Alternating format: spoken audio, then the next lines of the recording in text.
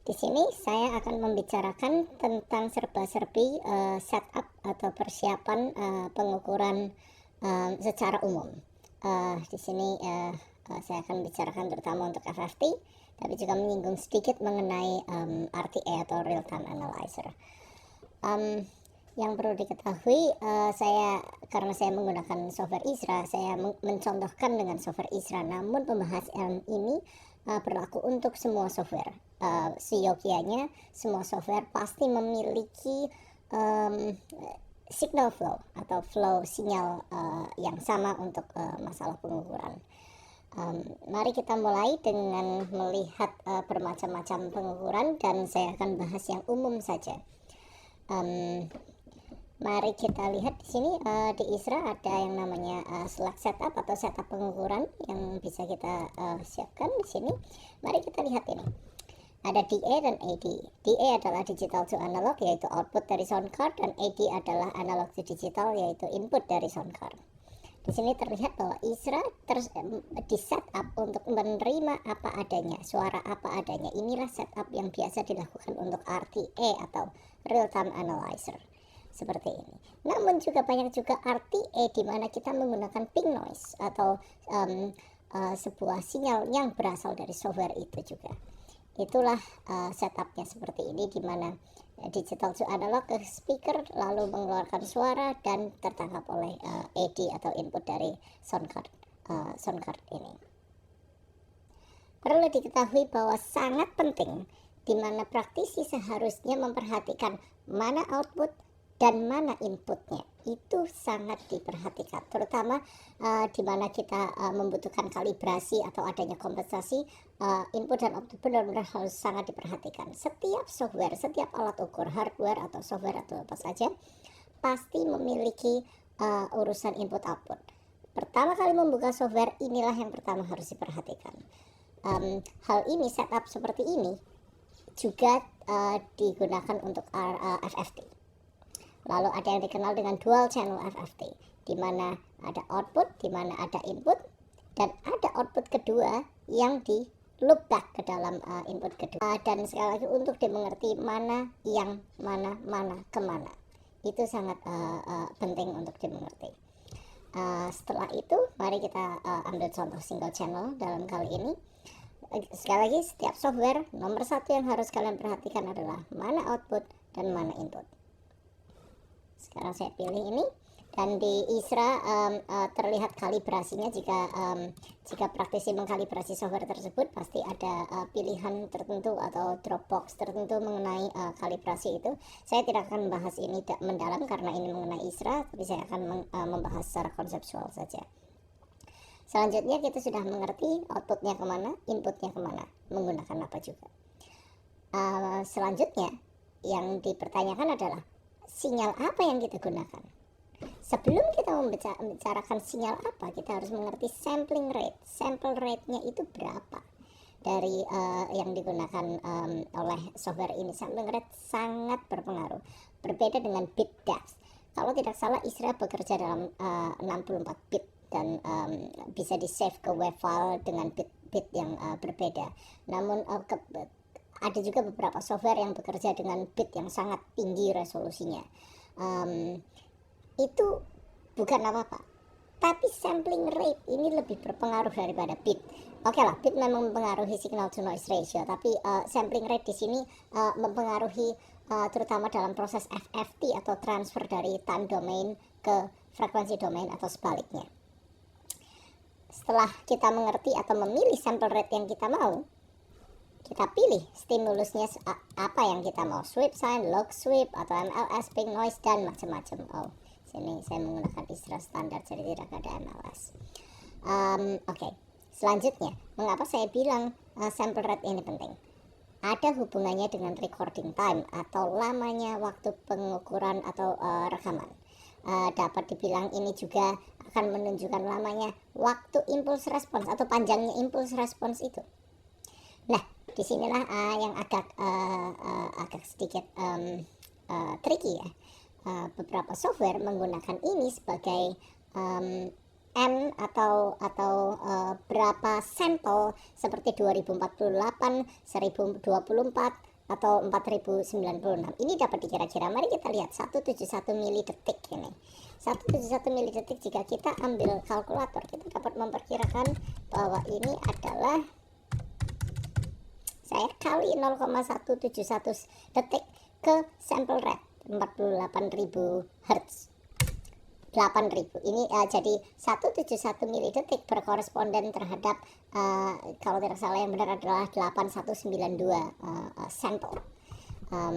Jika kita ingin mengurangi sampel ini 85,3 seperti ini panjangnya, berarti kita dapat hitung 853 dikali 48.000 Hz, yaitu 4096 actually. Nah, jadi kalau ada software yang mengatakan berapa sampelnya, yaitu 4096, itu sama aja berarti recording time-nya adalah 85,3 mili detik. Jadi perlu diketahui bahwa sample rate dan recording time atau banyaknya sampel yang diambil itu sangat menentukan presisi dari pengukuran ini. Dan selanjutnya adalah rata-rata. Diambil beberapa kali pengukuran ini, dan inilah bahwa setiap rata-rata naik, maka signal to noise ratio-nya juga akan naik. Ini akan dapat menekan noise dari entah peralatan atau lingkungan dan lain-lain. Jadi disinilah pentingnya beberapa kali pengukuran, seberapa banyak kita ingin menekan noise. Jika kita rata-rata 2 kali, berarti kita menekan noise sebanyak 3 dB, 4 kali 6 dB, dan seterusnya. Jadi ini perlu diperhatikan juga bahwa rata-rata itu sangat diperlukan, tapi juga tergantung dengan kondisi. Kalau banyak angin, rata-rata mungkin akan menghancurkan atau membuat pengukuran bubar. Presense adalah sinyal yang dikirim, sinyal sama yang dikirim ke alat itu, namun tidak diukur, hanya sebagai seperti pemanasan saja. Ini mungkin tidak banyak dijumpai di alat ukur lain, namun ISRA mempunyai ini. Jadi itulah yang perlu diperhatikan. Mari sekarang kita pergi ke contoh FFT pada program untuk live sound seperti ISRA System Tune. Oke, di sini saya buka ISRA System Tune versi 1.2.6. Program ini seperti program Smart yang terkenal, Smart Live atau Smart yang sekarang versi 7. Ini adalah program untuk live sound. Namun semua hal-hal yang saya bicarakan sebelumnya itu juga harus diperhatikan. Pertama, kita mengkonfigurasi mana sound card kita, dan terutama sample rate-nya berapa, karena sample rate ini menentukan nantinya adalah jarak-jarak antara frekuensi yang bisa kita lihat. Klik cancel, dan sekali lagi outputnya itu kemana, channel berapa outputnya, tertera di sini. Kita bisa memilih channel berapa saja output ini, dan referensinya output berapa jika ada referensi seperti untuk dual FFT. Namun jika tidak ada, dapat dilompatin. Jadi nomor satu yang harus diperhatikan tetap sekali lagi sample rate, input, dan output. Itu adalah yang paling penting.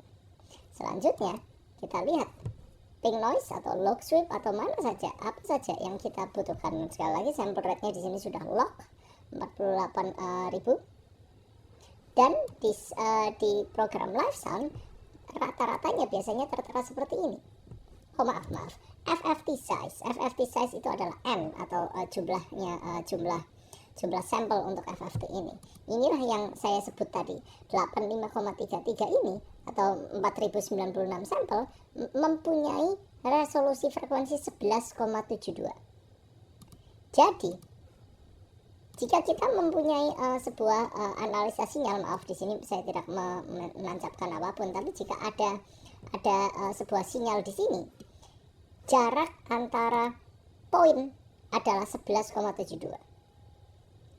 Dan kalau saya kira kalau ini untuk 11,72 mungkin pengukuran akan bagus di atas 55 Hz, sekitar 5 kali dari frekuensi ini. Namun untuk frekuensi rendah, jika kalian ingin melihat apakah seakurat apa frekuensi responsnya, kita harus menggunakan seperti 5 Hz atau 3 Hz di sini. Jadi perlu diperhatikan bahwa jumlah FFT size atau N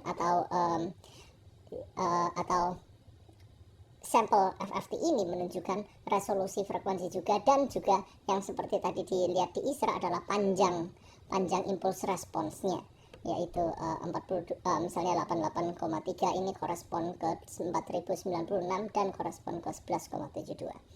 Perlu diperhatikan bahwa ini akan berbeda jika sampel rate-nya diubah.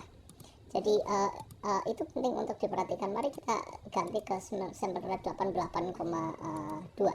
Dan jika kita lihat di sini 4096 akan memiliki ya jelas panjang yang berbeda dan resolusi yang berbeda juga. Jadi perlu diperhatikan di sini bukan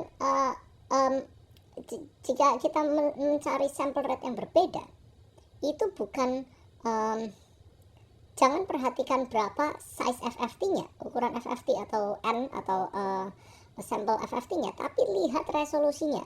Misalnya kemarin kita mengukur 48.000 Hz dengan resolusi 11,72 Hz, dan hari ini ternyata peralatan kita memiliki kemampuan 88,2 dan ingin menggunakan sampel rate itu, dan untuk mendekati pengukuran yang kemarin karena mungkin venue-nya sama, tempatnya sama, speakernya sama, dan lain-lain sama, maka kita harus memilih 8192 atau 10,77 Hz. Dengan demikian pengambilan data kita akan mirip, dan jika kita overlay kita akan mendapatkan kemiripan yang lebih baik. Jadi itulah pentingnya sample rate dan FFT size, karena atau dalam ISRA tadi recording time, panjangnya impulse response, itu sangat menentukan resolusi frekuensi. Dan tentu saja adanya rata-rata, mau di rata-rata berapa kali. 2 kali berarti 2 kali panjang dari 92,88 milidetik ini. Jadi pengukuran akan satu buah sampel akan diterima setelah panjang ini. Jadi kalau misalnya kita mempunyai rata-rata 16 kali, jadi 16 pengukuran baru muncul satu sampel, jelas pengukuran ini tidak dapat digunakan. Di sini terlihat 1,5 detik, tidak dapat digunakan untuk menangkap suara yang impulsif atau seperti ledakan pistol atau apapun yang cepatnya dan di bawah 1,5 detik, yang sekali keluar dor langsung mati di bawah 1,5 detik. Itu tidak akan tertangkap dengan baik. Jadi perlu diperhatikan, itulah 3 hal penting: output input, sample rate, dan FFT size atau recording time, dan rata-rata. 3 hal penting, 3 hal dasar yang perlu diperhatikan praktisi untuk men-setup sebuah pengukuran.